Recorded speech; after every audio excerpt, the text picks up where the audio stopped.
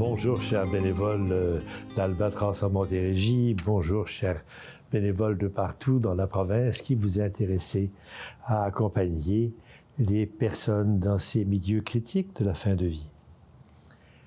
Vous savez que les bénévoles accompagnants qui, comme vous, se sont donné une formation de 36 heures pour comprendre un peu ce qui se passe dans ces moments-là, ces bénévoles sont d'abord au service des patients qui le demandent. Ils viennent apporter auprès d'eux à la fois leur présence, leur sourire, leur humanité, leur relationnel qu'ils vont établir avec le malade, mais aussi une oreille, un espace dans lequel ce malade peut se déployer et, au fond, rester ou devenir lui-même. Nous sommes tous des êtres relationnels et donc nous avons besoin de ces contacts pour rester ce que nous sommes comme personnes. Nous sommes donc précieux, nous autres bénévoles, parce que nous permettons que durant cette fin de vie, les personnes soient encore elles-mêmes. Mais voilà, aujourd'hui, je voudrais vous parler non pas de la relation entre le bénévole et le malade, mais de la relation entre le bénévole et les proches. Car le malade, il n'est pas seul. Et pour traiter de ce sujet, je vais le diviser en deux, si vous voulez bien. La première partie traitera des relations bénévoles-proches dans les milieux, comme les maisons de soins palliatifs ou comme les unités de soins palliatifs ou dans les CHSLD.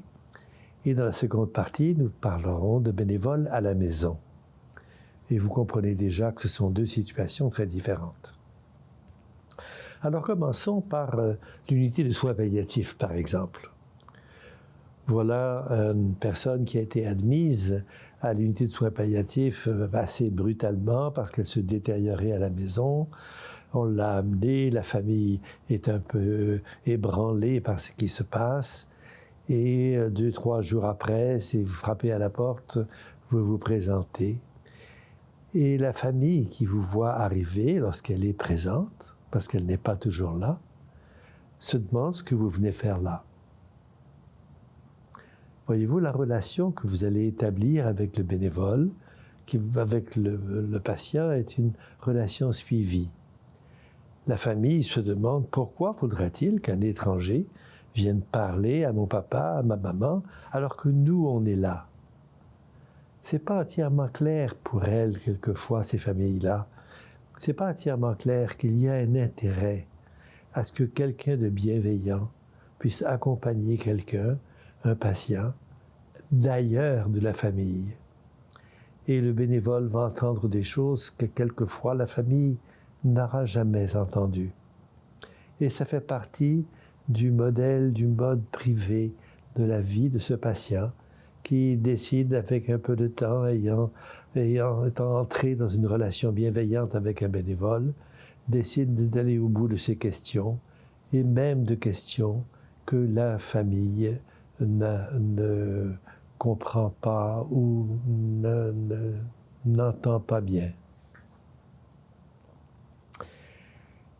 Il y a d'autres cas, au contraire, où la famille est tout à fait heureuse de vous voir arriver. Elle est heureuse parce qu'elle se dit, quand je ne suis pas là, eh bien, il y a au moins quelqu'un d'autre qui va pouvoir regarder ce qui se passe, parler avec lui, maintenir ce lien. Et elle ne se pose pas de questions sur la relation qui s'établit entre un bénévole et un patient. Il arrive cependant que lorsque vous rentrez dans la chambre, vous voyez qu'il y a autour de ce lit différentes personnes qui viennent, qui viennent quelquefois seulement de temps en temps quand vous êtes là, et qui sont plus atteintes que d'autres. Dans le groupe familial, voyez-vous, l'histoire de ce patient, de cette patiente qui va partir un jour, crée des vagues. Et certaines des personnes de la famille sont beaucoup plus sensibles que d'autres à ces vagues. Et vous qui êtes là pour le malade, vous ne pouvez pas vous empêcher, dans votre vision périphérique, de voir qu'il y a là quelqu'un qui est souffrant, et même de vous demander que va-t-il se passer au décès. Est-ce que cette personne souffrante sera accompagnée? Il est possible, et souvent bienvenu, d'aller dans un petit salon attenant et d'avoir une conversation avec un ou l'autre membre de la famille pour répondre à leurs questions qui, évidemment, ne sont pas des questions médicales, mais des questions humaines et qui veulent vous parler de leur détresse. Il est important que le bénévole comprenne qu'il est là aussi pour la famille. Mais il n'est pas là d'abord pour la famille. Il est là aussi. Et ces conversations, qui sont des conversations sur lesquelles la famille pose toutes sortes de questions, vous pouvez référer à l'équipe de soins une partie des questions trop techniques pour le bénévole. Et donc, vous relayez vers l'équipe de soins des informations sur la fragilité de la personne que vous avez rencontrée ou sur les incompréhensions qu'elles ont par rapport aux soins reçus ou à un avenir qu'elles craignent pour la personne aimée. Il y a un cas particulier que vous remarquerez sûrement. Dans certains couples, voyez-vous, la personne qui accompagne le malade, c'est son partenaire de vie, et le lien entre eux est parfois extrêmement fort, tellement fort qu'il est fusionnel. En d'autres termes, le mari se met entre sa femme et vous pour la protéger, mais aussi pour protéger la relation extrêmement intense qu'il a développée avec elle.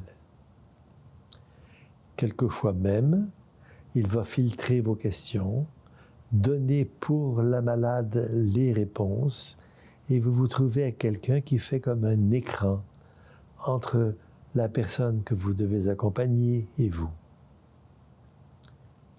Vous réalisez que lorsque vous êtes dans une telle situation, le conjoint qui est écran est extrêmement fragile.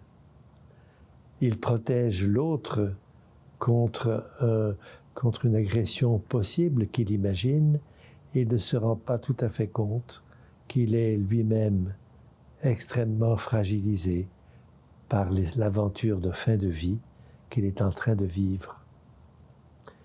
Il est donc important, nous bénévoles, que nous soyons capables de reconnaître que parmi les proches que nous rencontrons à l'hôpital, il est bon de pouvoir proposer un suivi de deuil après l'événement du deuil attendu, pour des personnes qui en auront besoin plus que d'autres. L'œil ouvert, le cœur ouvert, l'intelligence ouverte, la présence chaleureuse, sympathique, mais aussi une lecture qu'il y a parfois des dangers, des faiblesses, des vulnérabilités que l'on peut aider. La situation est assez différente à la maison. Parce que voyez-vous, à la maison, les gens qui sont là ne se demandent pas pourquoi vous venez. En fait, ils sont très contents que vous veniez. Non seulement parce que vous venez parler avec leur personne aimée qui est malade, mais aussi parce que vous venez les réconforter, leur amener des réponses à des questions qu'ils auraient, ou discuter avec vous de ce qu'ils devraient faire, ne pas faire. Et quelquefois même, vous confiez le malade pendant quelques heures jusqu'à ce qu'ils aient le temps de faire des courses ou de sortir un peu de la maison. Dans le cas présent, voyez-vous, la famille ne se demande pas pourquoi vous êtes là. Et même quelquefois, vous vous trouvez comme en compétition entre votre rôle par rapport aux proches et votre rôle par rapport au malade. Le malade parle moins, le malade est plus fatigué, le proche est plus demandant, le proche prend un peu plus de place, et à un moment donné, vous vous demandez si vous n'êtes là que pour les proches ou si vous êtes encore là pour le malade. Vous avez donc une espèce d'exercice à faire. Pourquoi est-ce que je suis bénévole? Qui est-ce que je viens voir en premier? Et peut-être que vous avez à défendre un peu la relation avec le malade. Je dirais un peu parce que tout ça doit évidemment se dérouler dans la bienveillance. Ce rôle que vous avez à la maison est un rôle important parce que souvent la famille se sent un peu abandonnée. Elle ne l'est pas complètement. Il y a une équipe de soins qui téléphone, qui vient, qui visite, qui s'informe. Et cette équipe de soins, dans un sens, elle doit pouvoir compter aussi sur vous. Si vous constatez qu'il y a une déficience, qu'il y a une question non répondue, qu'il y a une évolution qui n'était pas prévue, que le malade a changé, qu'il commence à présenter des signes qu'il n'est plus tout à fait cohérent, à ce moment-là, on peut avoir contact avec l'équipe de soins pour faire un rapport sur ce que l'on a vu. C'est seulement une aide qui peut être précieuse pour cette équipe de soins. Vous êtes un peu quelque part les yeux et les oreilles des soignants qui ne sont pas sur place. Mais vous êtes aussi, et vous avez l'occasion, parce que vous êtes souvent plus longtemps dans la famille que vous n'êtes auprès d'un lit d'un malade dans une institution, vous avez aussi à écouter un peu les difficultés de cette famille et à rendre le séjour à la maison possible. Dans chacune de nos vies, vous savez, il y a des gens qui sont proches de nous. Et puis il y a des gens qui sont dans le milieu périphérique, qui ont leur propre direction, leur propre histoire, je dirais même aussi leur propre but et leurs propres difficultés dans la vie.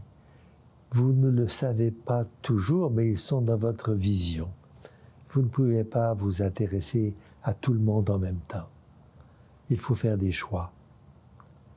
Comme bénévoles, nous sommes d'abord là pour le malade. Et dans un deuxième temps, nous sommes là pour les proches, et ces deux rôles doivent être concomitants, mais pas en compétition, l'un avec l'autre. Merci pour ces quelques instants.